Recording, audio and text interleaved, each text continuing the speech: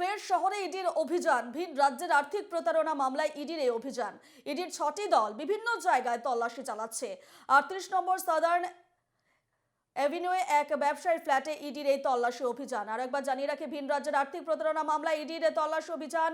ভিন রাজ্যের আর্থিক প্রতারণা মামলায় ইডির এই তল্লাশি অভিযান। ইডির 6টি দল বিভিন্ন জায়গায় চালাচ্ছে তল্লাশি। 38 নম্বর সাদার্ন এভিনিউয়ে এক ব্যবসায়ীর ফ্ল্যাটে ইডির তল্লাশি।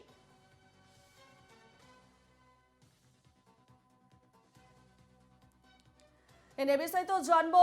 আমাদের সঙ্গে সরাসরি রয়েছেন আমাদের প্রতিনিধি বিউ সরকার। বিউ, ইডির 6টি দল বিভিন্ন জায়গায় তল্লাশি চালাচ্ছে এবং 38 নম্বর সার্জন অ্যাভিনিউয়ে একজন ব্যবসায়ীর ফ্ল্যাটে ইডির এই তল্লাশি অভিযান।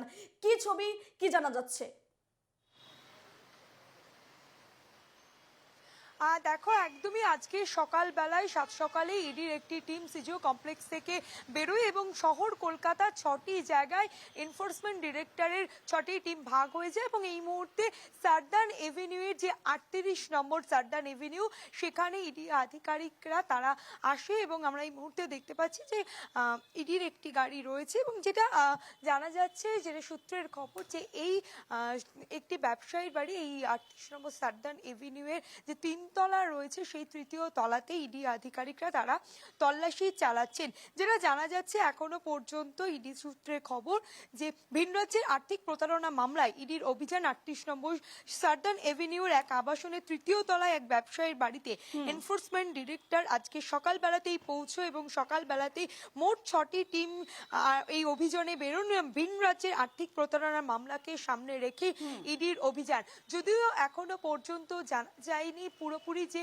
এই ব্যবসায়ীর কোন ঘটনার সঙ্গে তার যুক্ত রয়েছে বা কি নিয়ে এই আর্থিক প্রতারণার মামলা। কারণ আমরা দেখছি বিগত বেশ কয়েকদিন ধরে ইডি আধিকারিকরা বেশ সক্রিয়, বেশ কয়েকটি কখনো ব্যাংকের বেশ প্রতারণা, আর্থিক দুর্নীতি প্রতারণা নেই, বিভিন্ন কারণে তারা বিভিন্ন সময় বিভিন্ন জায়গায় তল্লাশি চালাচ্ছেন এবং আজকেও ফের সকালবেলাতেও সিজিও কমপ্লেক্স থেকে ইডি আধিকারিকের 6টি টিম তারা বেরোন এবং শহর কলকাতার 6টি জায়গায় তল্লাশি চালাচ্ছে। ঠিক এই যে বাড়িটি রয়েছে 38 সাদার্ন এভিনিউ, এখানেও আজকে সকালবেলাতে ইডি আধিকারিকের একটি টিম এসে পৌঁছয়। কিন্তু কি কারণে বা কাকে, কোন ব্যবসায়ী, তার এখনো পর্যন্ত পুরো পরিচয় জানা যায়নি। শুধুমাত্র জানা গিয়েছে ইডি সূত্রে খবর যেটা, যে তিনি একজন ব্যবসায়ী, 3য় তলায় তার যে বাড়ি রয়েছে সেখানে তাকে তল্লাশি চালাচ্ছে, তাকে জিজ্ঞাসাবাদও করছে, এমনটাই জানা গিয়েছে ইডি সূত্রে। রূপা, বেশ, তোমার কাছে আরেকটা বিষয় আসবো। যেহেতু তুমি জানালে যে ব্যবসায়ী সম্পর্কে কিছু জানা যায়নি, তবে ইডির সূত্রে কোনো তথ্য সামনে আছে কি যে এই ব্যবসায়ীর সঙ্গে কোনো ধরনের রাজনৈতিক যোগ রয়েছে কিনা?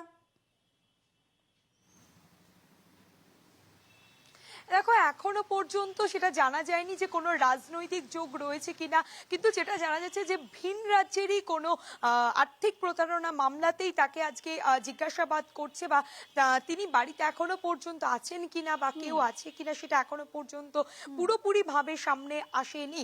যেটা জানা যাচ্ছে যে এখনো পর্যন্ত যে তল্লাশি চালাচ্ছেন 3য় তলায়, এই যে 38 নম্বর সাদার্ন এভিনিউ যে 3য় তলা রয়েছে, সেই 3rd ফ্লোরে ইডি আধিকারিকদের টিম গিয়েছে, সেখানেই তারা তল্লাশি চালাচ্ছেন। আর সাধারণত যেটা যে আর্থিক প্রতারণা মামলাতেই এই তল্লাশি, কিন্তু কি কারণে বা কোনো রকম রাজনৈতিক প্রভাব আছে কিনা সেটা এখনো পর্যন্ত জানা যায়নি।